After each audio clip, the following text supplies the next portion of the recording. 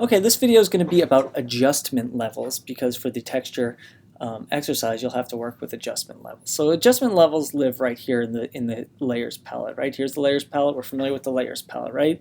And let's say I want to put a an adjustment, right?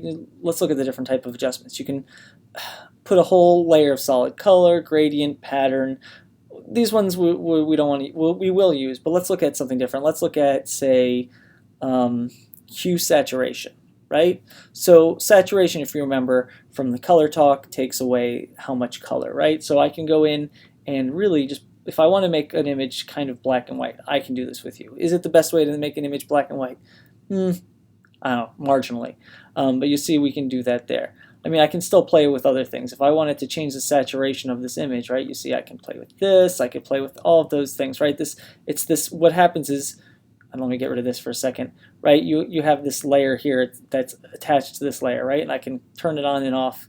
And what this is non-destructive editing, right? I can change the hue and saturation with the hue and saturation if I go up to image adjustments and basically do those same things, right? But if I do this, this is permanent. I've lost, if you look at my thumbnail, I've lost all that information and I can never go back unless I actually haven't saved it yet and can completely go back, right? Once you have this out, right, you may need to double click on this part of it to edit it some more, right?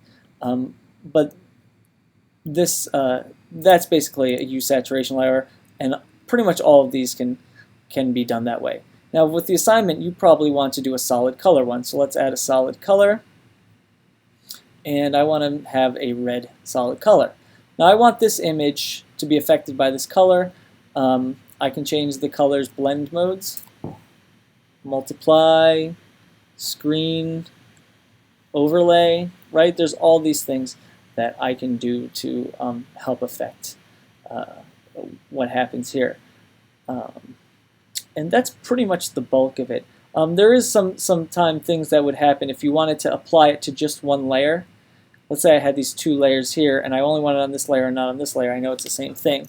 But what I would do is make this only attached to that layer by going to, actually here, this will make you see it, right? So I'm going to actually just go ahead and select how much of the image this way, and I've deleted it. So if you see here, right, I actually have only this part of the image on this layer, but if I turn on this layer, I have that. Now I'm going to turn on this, but I only want it to affect this layer. If you right-click on it, control-click on it, you can get oh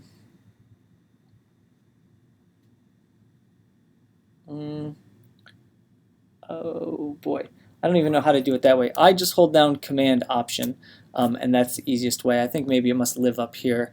There's something called, well, I don't know, and I should have looked it up before this video. But easiest is to just, it really matters where you click on it. You hold down Command and Option, and when you see this little symbol come up, it will basically attach it to the next layer. So that's just a little bonus if you want to do that. You don't really have to know that. But that is mostly using adjustment layers for our purposes.